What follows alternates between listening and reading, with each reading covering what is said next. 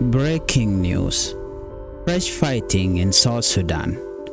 Clashes spread across Unalit, Longashuk and Tonga.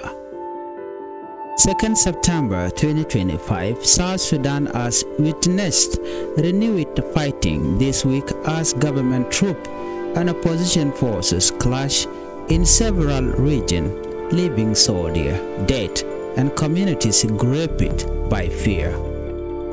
The Sudan People Liberation Army, in opposition, SPLA announced that on Wednesday morning, its fighter intercepted a joint government convoy near Wunalit, Central Equatorial State. The convoy was made up of soldiers from the South Sudan People Defense Forces (SSPDF), alongside police and national security personnel. According to SPLA spokesperson Colonel Lampol Gabriel, 7 government soldiers were killed in the ambush, including Colonel Juma Festo, a high-ranking officer who was served in the opposition before defecting to the government side. Lam further reported that on 1st September, opposition forces belonging to the 5th Infantry Division attacked SSPDF position in Matiang, Lungashu County, Apanal State. He claimed the assault caused several casualties and damage before SPLA troops pulled back. Meanwhile, on 31st August, SPLA 7 Infantry Division clashed with government soldiers and allied Agweleng militia in Tonga, Apanal. Lam said the attack was repelled and government forces were pushed out of the area. The government has yet to issue a formal response, though SSPDF spokesperson Major General Lure Kong earlier circulated a video of a wounded opposition fighter, identifying him as Red Tutruk, allegedly injured during the Longshuk battle.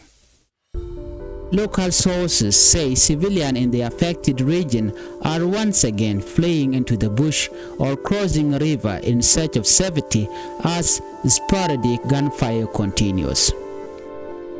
Despite the 2018 revitalized peace agreement, violence has persisted in hotspots like Apanal and Central Equatoria, with civilians often caught between rival forces. The renewed fighting raised fresh concern about whether South Sudan can achieve lasting peace before national elections are organized.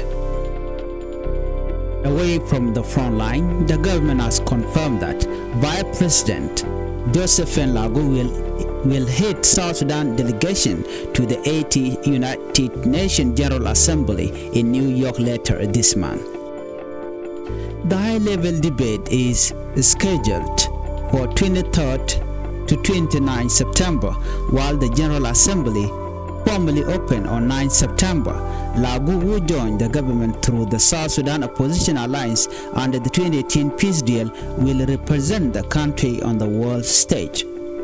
Her expected address will highlight South Sudan political process, economic recovery, ATEM, and humanitarian challenges. But human rights voices at home have criticized the move. Termanyangad, which a civil society activist, urged the UN to deny the delegation access to the assembly. He argued that the government has failed to deliver on peace promises, noting the delayed unification of forces, lack of election, and widespread poverty. He also condemned the ongoing detention of political leaders, including Dr. Riek Machar, the first vice president, saying it violates the spirit of the peace agreement.